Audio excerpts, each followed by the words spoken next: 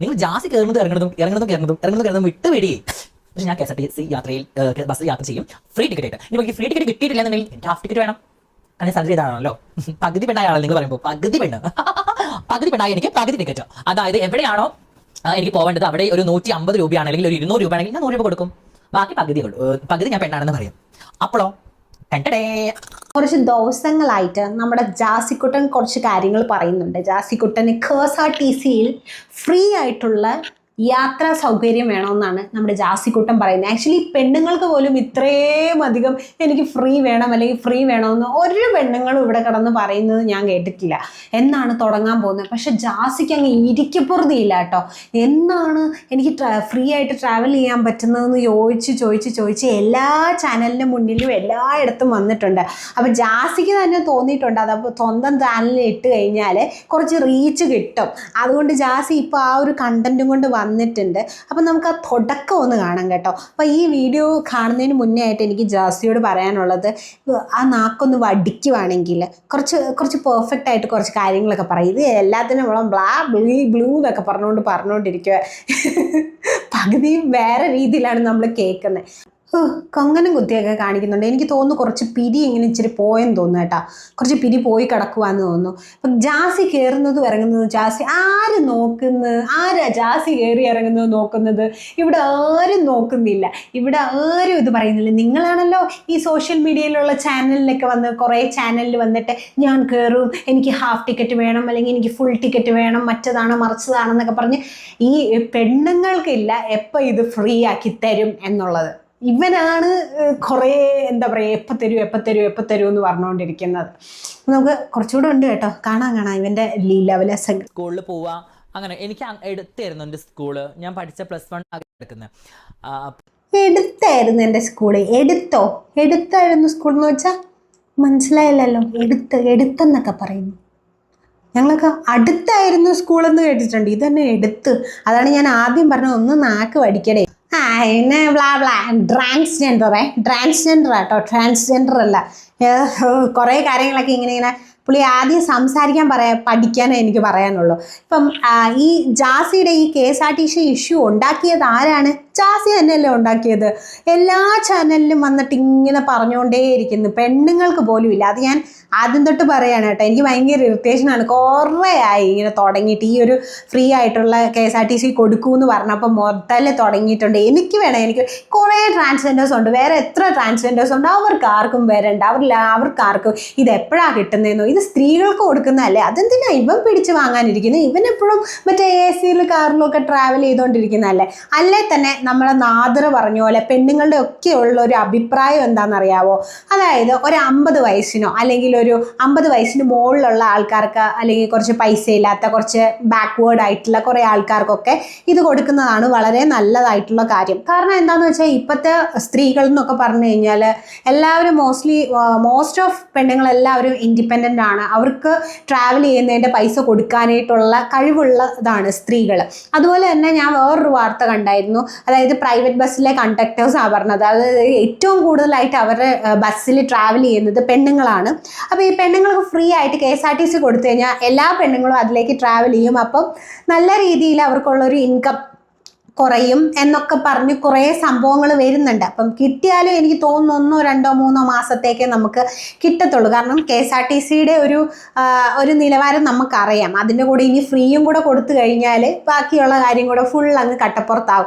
ഇവൻ എന്തിനാണെന്ന് എനിക്കറിയത്തില്ല. പെണ്ണുങ്ങൾക്ക് പോലും ഇല്ല ഇത്രയും. ഇത് ജാസിൻ്റെ റീച്ചിന് വേണ്ടിയാണ്. ഇവൻ ഒരു ദിവസം മുന്നേ ഇട്ട വീഡിയോ ഇപ്പോഴും 6.5K സബ്സ്ക്രൈബേഴ്സ് ഉള്ളൂ.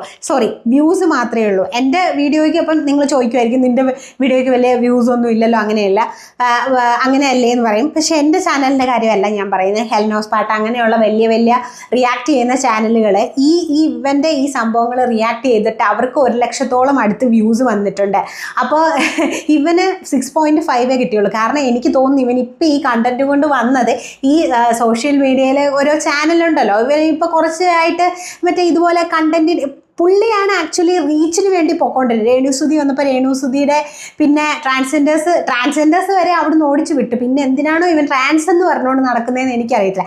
അവരുടെ കമ്മ്യൂണിറ്റി പോലും അംഗീകരിച്ചിട്ടില്ല ഇവനൊരു ട്രാൻസ് ആണെന്ന്. എന്നിട്ട് ഞാൻ ട്രാൻസ് ആണ്, പിന്നെ സ്ത്രീകളുടെ കൂടത്തിൽ ഇനി അതും കൂടെ വേണമെന്നുള്ളൊരു അവസ്ഥയിലാണ് ഇവൻ പറഞ്ഞുകൊണ്ടിരിക്കുന്നത്. അപ്പോൾ എന്തായാലും വോട്ടവർ എന്തോ പ്രശ്നം വന്നാലും അതിലെല്ലാം വന്നിട്ട് ഇങ്ങനെ തലയിട്ടിട്ട് റീച്ചിന് വേണ്ടി നോക്കുന്നത് ആരാന്നൊക്കെ നമുക്കറിയാം. സാരി ഇങ്ങനെ തരുന്നു, പിടിച്ചോന്ന്. നമുക്കതല്ലേ, നമുക്ക് ഇഷ്ടം പോലെ കണ്ടന്റ് നമുക്കിപ്പോൾ ഉണ്ട്. പക്ഷെ ഇത് കണ്ടപ്പോൾ എൻ്റെ ഒരു അഭിപ്രായം പറയണമെന്ന് തോന്നിയോണ്ടാണ് ഞാൻ എടുത്ത് റിയാക്ട് ചെയ്തത്. അല്ലാതെ ഇതിപ്പോൾ റീച്ചിന് വേണ്ടിയിട്ട് ഞാൻ റിയാക്ട് ചെയ്യുന്നത് ഒന്നും അല്ല കേട്ടോ. കാരണം ഇപ്പം റീച്ചിന് വേണ്ടിയിട്ട് റിയാക്ട് ചെയ്യാനാണെങ്കിൽ ദിയ കൃഷ്ണയുടെ കാര്യമുണ്ട്, ഹെൽനോസ് പാട്ടയുടെ കാര്യമുണ്ട്. നമുക്ക് ഡെയിലി കണ്ടന്റ് തരുന്ന ഒരാളാണ് നമ്മുടെ രേണുസുതി. ആ കണ്ടന്റ് എടുത്താലും മതി. പക്ഷെ ഇങ്ങനെ ഈ കിടന്ന് പറയുമ്പോൾ ഇവനെ രണ്ട് പറയാൻ വേണ്ടി തന്നെയാണ് ഗൈസ് ഞാൻ വന്നത്. പിന്നെ ഞാൻ വേറൊരു സംഭവം കാണിച്ചു തരാം കേട്ടോ. ഇവനൊക്കെ കൊടുക്കണോ വേണ്ടയോ എന്നുള്ളത് ഞാനിപ്പോൾ വേറൊരു വീഡിയോ കാണിച്ചു തരാം നിങ്ങളെ. ഈ സാരിക്ക് എത്ര ഉണ്ടാവും?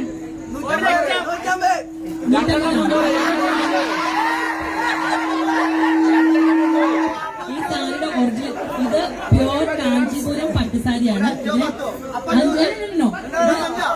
ഞാനൊന്ന് പറയട്ടെ, ഈ സാരിയുടെ വില എന്ന് പറയുന്നത് 1,60,60,000 രൂപ. 1,60,60,000. ഇത് പ്യോർ കാഞ്ചീപുരം സാരിയുടെ പാവന ചേച്ചി. ഗൈസ്, ഈ വീഡിയോ ഞാനിവിടെ കാണിച്ചത് എന്താണെന്നറിയോ? 1,60,60,000 രൂപയുടെ സാരി ഉടുക്കാനായിട്ട് മാർഗമുള്ളവൻ അവൻ എന്തിന് KSRTC ഫ്രീ കൊടുക്കണം? എന്തിനു കൊടുക്കണം? ഒരു കാര്യവുമില്ല. ഇവിടെ തന്നെ ഇവൻ പറയുന്നുണ്ട് 1,50,000 രൂപയാണ് KSRTCയിൽ ഫ്രീ കൊടുക്കാനായിട്ട്. 1,60,60,000 50,000 എങ്ങാണ്ട് രൂപയുടെ സാരി ഉടുക്കുന്നവന് KSRTC ഫ്രീ കൊടുക്കേണ്ട ആവശ്യമൊന്നുമില്ല. അപ്പം KSRTC ബസ്സിൽ കയറണമെങ്കിൽ എന്റെ കൈ പിടിച്ച് ജാനു എന്തായാലും ഉണ്ടാവും, ഉറപ്പല്ലേ? No. അതെന്താ? I'm so sorry. ഒരു ബസ് കയറലാണോ?